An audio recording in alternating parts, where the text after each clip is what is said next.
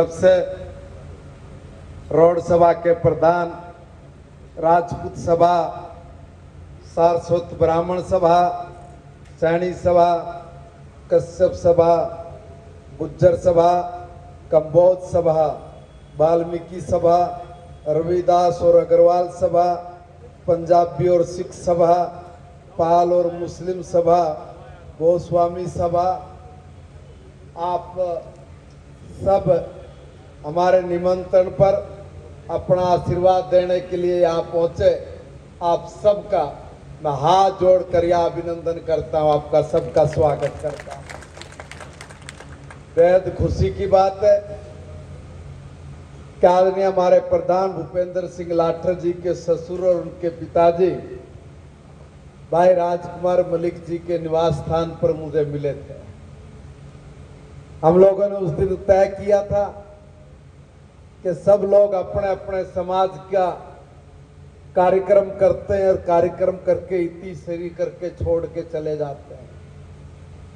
हमने आग्रह किया कि चोई साहब, जब काम या ऑफिस करने लग रहे हो तो कुछ ऐसी पहल करके दिखाओ जो सब समाज में अपनी एक अमीट छाप छोड़े, और आपने ये काम करके दिखाया। इसके लिए मैं आपका बहुत बहुत आभार व्यक्त करता हूं, स्वागत करता हूं। आदरणीय भाई प्रधान भूपेंद्र सिंह लाठर जी, वरिष्ठ उप प्रधान भाई सुभाष नरवाल जी, उप प्रधान भाई जीत सिंह संधू, कमलमान, सुरेंद्र संधू, विक्रम बैनीवाल, ताराचंद खानपुर जी, हमारे महासचिव भाई चरण सिंह मलिक जी, गजय सिंह कुंडू हमारे सचिव साहब, मनीष लाठर कैशियर हैं, धर्मपाल नरवाल जी ऑडिटर, सुरेंद्र पुनिया जी, वीरेंद्र जून जी, हरपाल सिंह जी, प्रमोद फौर जी, रामपाल जी, महावीर सिंह और सतवीर सिंह जी, तेजपाल और सुमेर जी, रोहतास लाठर सुनील मान जी, धर्मवीर लाठर जी, जगपाल जी, हमारे तमाम ये सदस्यगण, सामने बैठे मेरे चाचा ताऊ, बड़े भाई, छोटे भाई, मेरी माताएं बहनें, सबको मेरी नमस्ते, सबको राम राम। भाइयों, बहुत देर से आप लोग यहाँ पर बैठे हुए, आपके धैर्य को मैं दाद देता हूं, आपके धैर्य को, संयम को, कि आपने इतने वक्ताओं को सुना, चाहे हमारे जगमोहन जी विधायक हो, चाहे हमारे विधायक भाई भगवान दास कबीर पंथी हो, चाहे हमारे विधायक योगेंद्र राणा जी हो, चाहे शशिपाल जी मेहता हो, चाहे हमारी मेयर आदरणीय रेणुबाला गुप्ता हो, हमारे तमाम नेतागण, और साथ में हमारी पार्टी ने एक ऐसे हीरे को इस करनाल की राजनीति करने का उसके हाथ में बागडोर दी, भाई प्रवीण लाठर जी को भी मैं बहुत बहुत शुभकामनाएं, बधाई देता हूं कि आप दिन रात अपनी सेवा, अपने मकसद को और इस देश के लिए जो कुछ भी हमारा पार्टी का विचार, उसको, उस विचारधारा को नीचे तक ले जाने में आप अपना जीवन समर्पित किया, जो 35-36 साल से इस पार्टी में, उसको निरंतर जारी रखेंगे। भाइयों, मैं तो एक निवेदन करने के लिए खड़ा हुआ। मेरा निवेदन सिर्फ इतना सा है कि भाई भूपेंद्र ने बात बातों में तोड़ की बहुत सारी बातें कही हैं। अपने समाज, अपनी संस्कृति को बचाने के लिए और सब समाज को साथ लेके आगे बढ़ते हुए अपने देश को, अपने समाज को हम लोग अग्रणी क्षेत्र की भूमिका में लेके आगे बढ़ेंगे, यह हमारा सपना है। और इस सपने को साकार करने के लिए समाज में जिन जिन लोगों ने अपनी अपनी भूमिका निभाई है, वो वाकई में बहुत गौरवशाली रही है। हमारी समाज में ऐसे लोग जिन पर हम लोग बड़ा गर्व और गौरव करते हैं,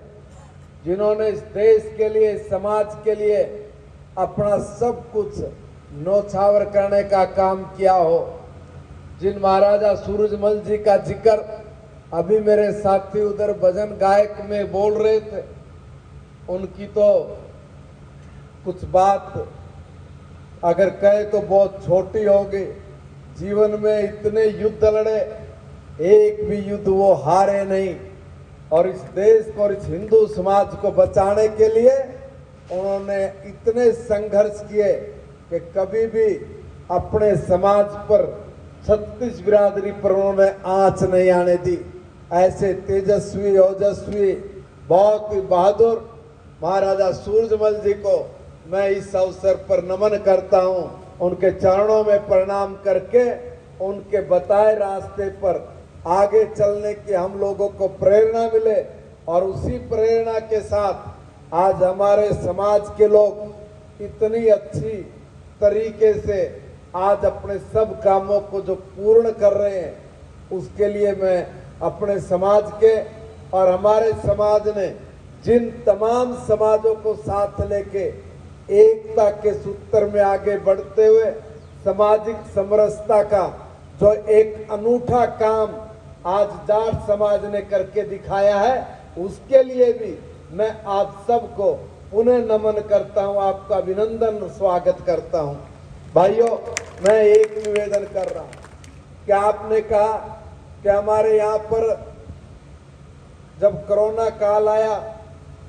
तो समाज ने बढ़ चढ़ के भाग लिया। भोपी भाई, मैं फतेहाबाद में गया था, मैं हिसार में भी गया था, हांसी की धर्मशाला में भी जाना हुआ। जहां जहां भी मैं गया हूं, मुझे वहां पता लगा कि समाज के लोगों ने अपने दिल के दरवाजे खोल रखे थे, धन के दरवाजे खोल रखे थे, और सेवा करने के लिए हमारा चाहे बड़ा हो चाहे छोटा हो, दिन रात उस आपदा की घड़ी में हमारा समाज कहीं पीछे नहीं हटा। भोजन के समय भोजन उपलब्ध कराना, कोई हॉस्पिटल में दवाइयों से लेके और कहीं पर साधनों की भी आवश्यकता पड़ी है, उन साधनों को भी जुटा के हर तरह की आवश्यकता को पूरा करना।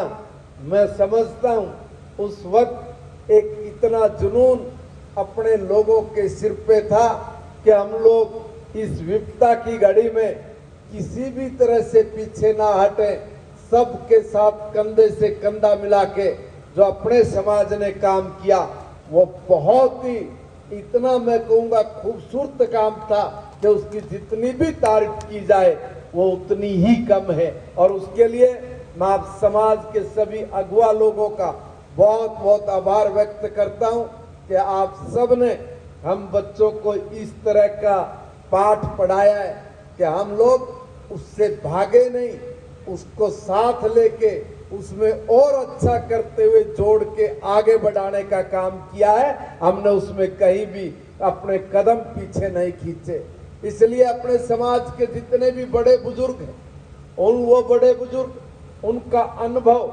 वो अनुभव हमारे लिए इतनी बड़ी पूंजी है कि हम लोग जितना भी सीख कर आगे बढ़ना चाहें उतने ही आगे बढ़ सकते हैं। एक तो थ्योरेटिकल बात होती है कि आपने सिर्फ एक बात बोल दी और उस बात बोलने से ही आदमी जो कुछ करना हो कर ले, मगर एक अनुभव होता है, वो अनुभव इतना बड़ा होता है कि उस अनुभव से उसके जिंदगी के जितने भी थपेड़े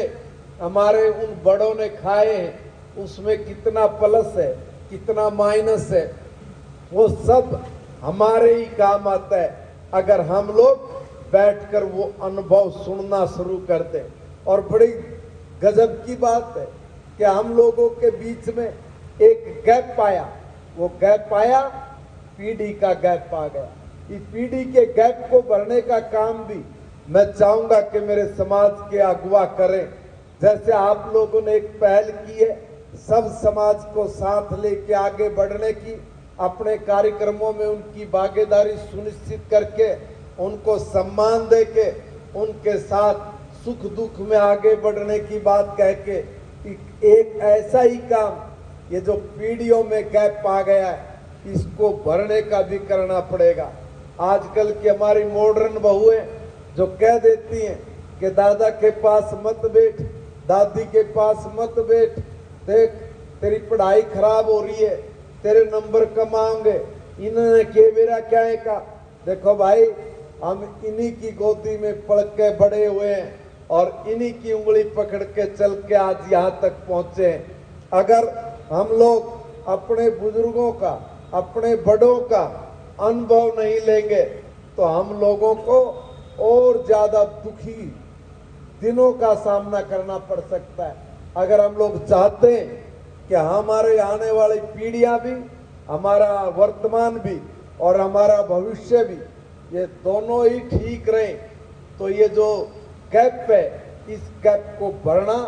बहुत जरूरी काम है। आज दादा और पोते का बैठना, दादी और पोती का बैठना इतना जरूरी हो गया है कि अगर हमने इस तरफ ध्यान नहीं दिया तो हमें और ज्यादा परिवार जो हमारे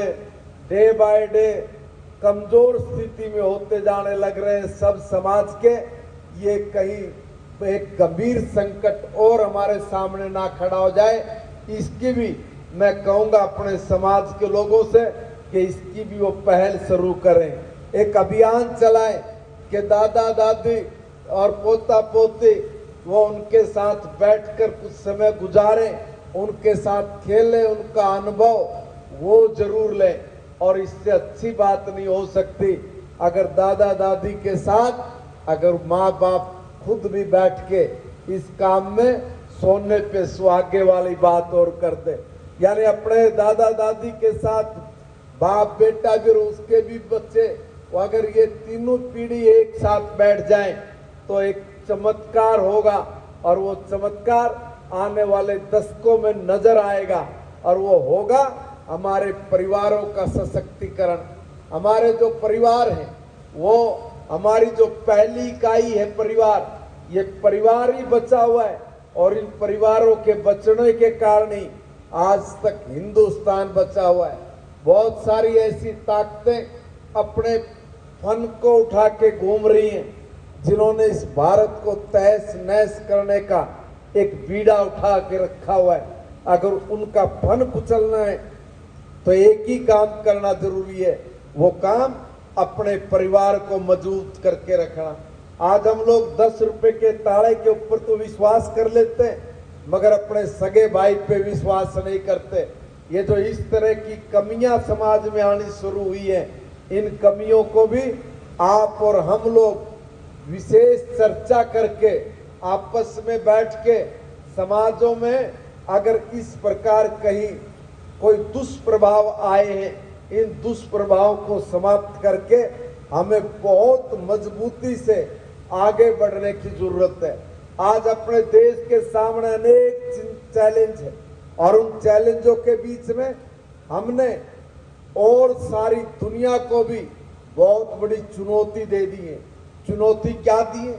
हमने कहा है कि एक तरफ हाथ बढ़ा रहे हो आप, दूसरी तरफ एक खंजर भी वो हमारे लिए लेके बैठे हुए हैं। हाथ बढ़ाते बढ़ाते जहां तक जाओगे चलोगे और जहां उनको मौका मिलेगा वो पीठ में खंजर घोंपने से भी बाज नहीं आएंगे। इसलिए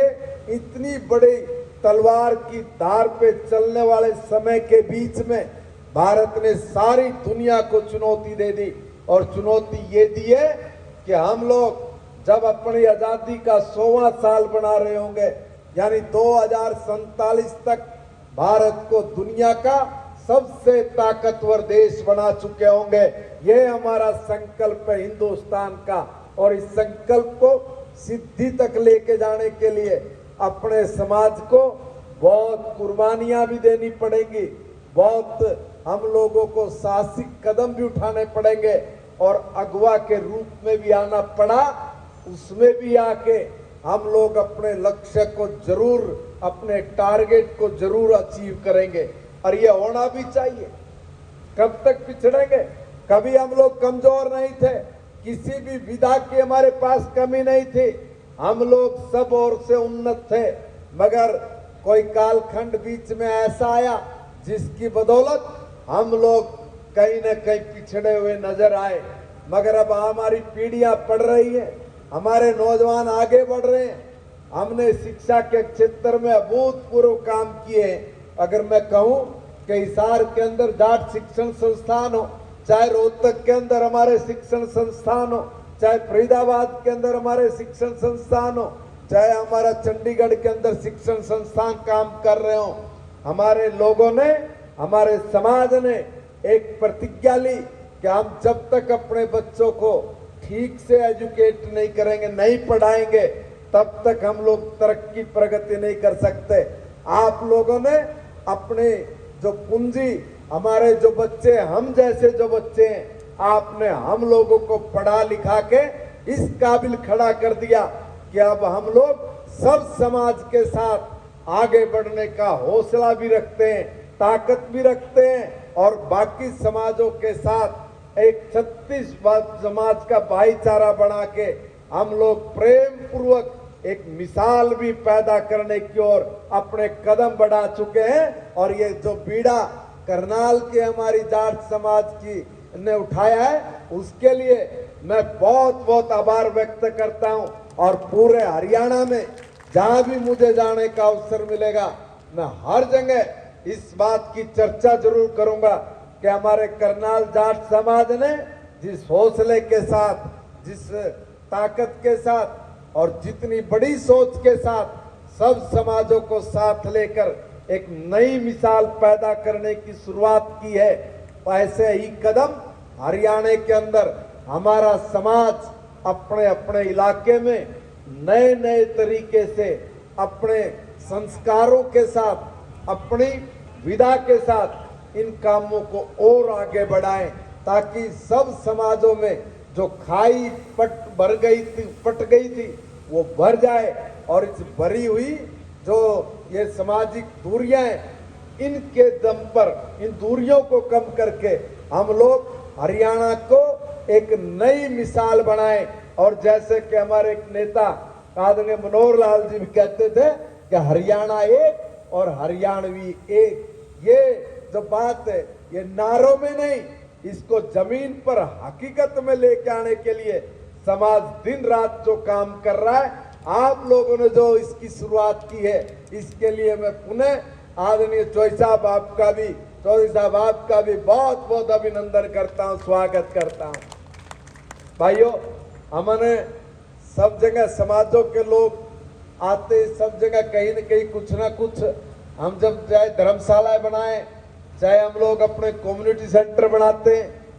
चाहे हम लोग अपने शिक्षण संस्थानों को खड़ा करने के लिए कोई बात करते हैं, तो उसमें पूंजी वो भी बहुत मैटर करती है, बहुत काम करती है। बिना पैसे के हम लोग बहुत ज्यादा आगे नहीं बढ़ सकते। मुझे ध्यान में है कि हिसार के अंदर अपने लोगों ने ये कहा कि भाई हमारे यहाँ पर हम एक इस तरह का छात्रावास चाहते हैं जिसमें सब समाज के बच्चे आए, पढ़े, रुके और वो आगे बढ़े, अपने जीवन को सफल करें। मैं ये चाहूंगा कि ये तो जो काम आपने भुप्पी बीड़ा उठाया है, इसमें तो सब लोगों से मैं कह के, हमारे विधायक साथी इनसे भी कि इनका और तो कुछ होता नहीं विधायक के पास, मगर एक डी प्लान होती है, वो डी प्लान में से ये पैसे आपको दे सकते हैं। इसलिए चाहे हमारा भगवान दास कबीर पंथी हो, चाहे हमारा योगेंद्र राणा हो, चाहे हमारा कश्यप साहब हो, और चाहे अरविंदर कल्याण जी हो, और चाहे हमारे जगमोहन जी हो, सबको कहूंगा कि अपने अपने डी प्लान में से ये भी जरूर एक ऐसी अमाउंट दे जिसमें एक लगे कि भी हाँ, आप क्या चाहे भले ही बजट नहीं होता हो, मगर जो समाज में ही काम आना है वो पैसा भी, और वो पैसा जो आप यहाँ दोगे वो भी समाज के काम आना है। एक अच्छी रकम भूपी को आप सौंपोगे, उससे एक एस्टिमेट बनवा कर लोगे ताकि वो आपके यहाँ पे काम आ सके। और मैं आदरणीय मुख्यमंत्री जी से भी कहूँगा, और मैं कहूँगा भाई भूपी को भी, पूरी टीम को भी, कि अपनी समाज की कि आप एक अच्छा और नेक काम कर रहे हो। और मेरे पास तो कई बार हमारे, क्योंकि एजुकेशन का भी एक हब, एक सेंटर हमारा करनाल है, और हमारे चाहे पानीपत के बच्चे हों, चाहे समालका तक के बच्चे हों, चाहे गनौर तक के बच्चे हों, वो भी पढ़ने के लिए और एक अच्छी सिटी के रूप में भी वो करनाल उभरता हुआ आ रहा है। हमारे यहाँ गवर्नमेंट कॉलेज में, हमारे यहाँ दूसरे जगह पर पानीपत के बहुत सारे बच्चे पढ़ते हैं। वो कहते हैं कि ये कई बार मेरे को कहते हैं कि साहब रहने की कोई व्यवस्था हो जाए, कहीं पर कोई लाइब्रेरी हो जाए, कहीं कुछ इस तरह की बात है। तो मैं आदरणीय अध्यक्ष से आपसे निवेदन करता हूं कि आप कोई एक ऐसी प्रपोजल भी दे कि जिसमें ये जो खाली स्थान है, चाहे ऊपर आपके पास कोई ऐसा स्पेस है जिसमें आप एक शानदार लाइब्रेरी बना के अपने समाज के 36 बिरादरी के बच्चों के लिए एक ऐसा रास्ता खोलो कि जिसके दम पे हमारा बच्चा बहुत आगे जा सके, तरक्की कर सके। आज लाइब्रेरिया में देखता हूँ कि शहर में लोगों ने प्राइवेट लाइब्रेरी खोल रखी है, इतने बच्चे पढ़ने के लिए जाते हैं। अगर ऐसे ही आप फ्री ऑफ कॉस्ट में एक लाइब्रेरी अगर हमारे बच्चों के लिए उपलब्ध कराओगे तो वो लाइब्रेरी बना के देने का काम तुम्हारा भाई तुम्हें करके देगा, आप उसके लिए हमें जगह उपलब्ध करवा दोगे। एक निवेदन तो मेरा ये था। दूसरा मेरा निवेदन ये है कि हमारे स्पीकर साहब हैं, मैं उनसे भी कहूँगा कि वो भी एक अच्छा सहयोग हमारे लिए करें, और मुख्यमंत्री जी के पास तो मैं लेके चलूंगा, क्योंकि मेरे दिमाग में एक बात बैठे बैठे बहुत देर की आई हुई थी, और वो यही थी कि हमारे यहाँ पर एक छात्रावास जाट समाज की तरफ से बन के तैयार हो, जिस छात्रावास के जरिए हम लोग अपने आसपास के गांव के जो हमारे ऐसे बच्चे जो आने जाने में जिनको कठिनाई होती है, जिनको पढ़ाई में भी दिक्कत आती है, जिनको ट्यूशन फीस के में भी कहीं न कहीं समस्या पैदा होती है, मगर हमारे बच्चे इंटेलिजेंट बहुत हैं, पढ़ते बहुत हैं, मगर वो किसी अभाव के कारण इसमें पिछड़ जाते हैं। वो अभाव के कारण पिछड़े नहीं, चाहे किसी भी तरह का अभाव उनको हो, उसको समाज पूरा करके दे। मैं इस आशा के साथ एक प्रपोजल आपके सामने प्रस्तुत करता हूं। उसका पूरा प्रारूप हमने अपने पानीपत के लिए तैयार करा रखा था, क्योंकि पानीपत में इस तरह की समाज के पास कोई जगह नहीं है। आपके पास यहाँ पे है, क्यों ना उसकी शुरुआत हम लोग यहाँ से करें। ऐसा मैं करनाल जाट समाज जाट भवन की तरफ मैं अपना अनुरोध पत्र प्रेषित करता हूँ, आपकी तरफ भेजता हूँ कि आप इसको जरूर स्वीकार करेंगे, और उसमें जो भी खर्च होगा उसका हम लोग सरकार की तरफ से उसमें पूरी मदद भी करेंगे। और बाकी जो इतना अपना आज संपन्न समाज बैठा हुआ है, ये भी कहीं पीछे हटने वाला नहीं है, ये भी इसमें कुछ ना कुछ मदद करेगा, ताकि फ्यूचर है जो हमारे बच्चों का, हम उसको बनाने में कुछ ना कुछ एक आध कदम और बेटर आगे बढ़ा सकें। मैं भी अपनी तरफ से 21 लाख रुपए अभी इस साल के आपको भेजता हूं। हर साल 21 लाख रुपए मैं भी आपको यहाँ पर दूंगा, ऐसा मेरा मन है, क्योंकि जब तक पानीपत में नहीं बढ़ेगा तब तक मैं आपको दूंगा, और जब पानीपत में बढ़ेगा फिर राजू मलिक को दे दूंगा। तो पवन मलिक बैठे, देखिए आप लोग साने थे, हमारे वाले तो वह नहीं थे भाई, तो हम जल्दी काम करेंगे, मामी बहुत जाग गए। अभी मैं तो राजू मलिकर को पवनर को कह रहा था एक दिन राजू को कि भाई कोई जगह दूंगा, देखो करनाल के हमने कुरुक्षेत्र की बड़ी मदद कर रखी है, जब हम अपना और न काम शुरू करेंगे तो थोड़ी सी जोड़ी ठाक हम भी न चाल पड़ेंगे, है ना। तो एक अच्छा है कि भाई सब जगह अपने समाज के ठिकाने बन जाएं, बच्चों को आने वाले हमारी पीढ़ियों के लिए कुछ ना कुछ रास्ते इस तरह के बनने चाहिए। मगर अच्छी बात तो ये है कि हिसार, हांसी, फतेहाबाद और करनाल आप लोगों ने तो लठ जमा रखा है। सही में आप साफ सफाई की बात करो, खाने की बात करो, लोगों के आने जाने की बात करो, वहां भी बहुत अच्छा इंतजाम आते। मैं गया हूँ 2 4 5 बार, तो यहाँ भी मैं पहले भी आया था एक दो बार, और अभी भी मैं सुनता हूँ, देखता हूँ कि जिस तरह की आप लोगों ने यहाँ व्यवस्थाएं खड़ी कर रखी है, बहुत काबिले तारीफ है। और वो इसलिए है कि आपने हम जैसे नौजवानों पे भरोसा करके हमें काम करने की इजाजत दे रखी है, तभी भूपे हुआ एबर का नौजवान भी आगे समाज के लिए खुले रास्ते करके काम करने में दिलचस्पी रखते हैं, आगे बढ़ रहे हैं। देखो आज हमारे बच्चों में पढ़ाई में आप उन पर भरोसा करो। देखो आज आपके बच्चे कहीं पीछे नहीं है। मैं कई बच्चों का जब यहाँ पर प्राइज डिस्ट्रीब्यूशन कर रहे थे तो एक गुड़िया तो ऐसी थी जिसने पूरे 35,000 बच्चों को टॉप किया। ऐसे थे बच्चे। 2 बच्चे तो अभी हमारे HCS लग के यहीं पर आकर आपको ना आप लोगों ने उनको सम्मानित किया, यहीं पे बैठे हैं उनके पेरेंट्स भी। एक बच्ची ने पायलट बनी है, एक हमारी जज बनी है लड़की। अब देखिए कहीं कोई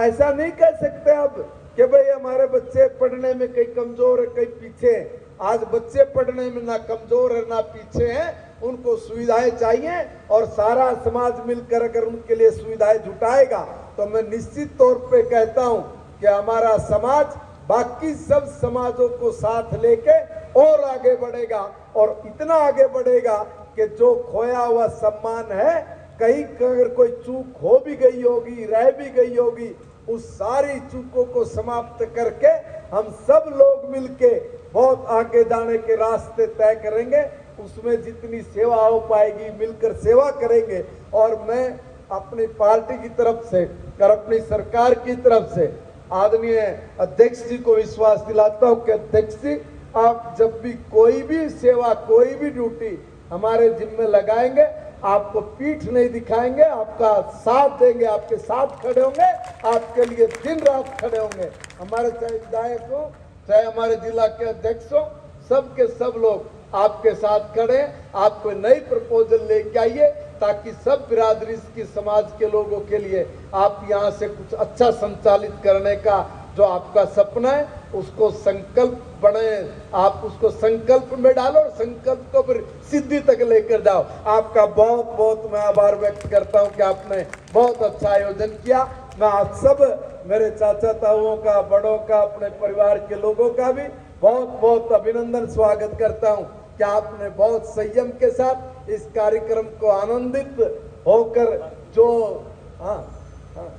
आनंदित होकर जो आपने अपने ही कार्यक्रम को जमा के रखा है, उसके लिए पुनः आपका बहुत बहुत अभिनंदन स्वागत। भाई ने मुझे कहा कि पार्किंग की जो बात है, आदरणीय मेयर साहिबा हमारे बीच में थी, आदरणीय अध्यक्ष जी हमारे बीच में, एक बार ये सब लोग आपके साथ बैठेंगे। मैं कमिश्नर को और डिप्टी कमिश्नर को भी बोलूंगा, उसमें आप जो चीज चाहिए, इसमें डिप्टी कमिश्नर, इसमें तो आपके कमिश्नर का रोल रहेगा। मैं कमिश्नर को HSVP के लोगों को कहूंगा कि आप इसमें जो भी कुछ चीज करना चाह रहे हैं आप करिए, रुकावट नहीं आएगी। आप इस बात का भरोसा रखिए। आप सबका बहुत बहुत धन्यवाद है, बहुत बहुत शुक्रिया।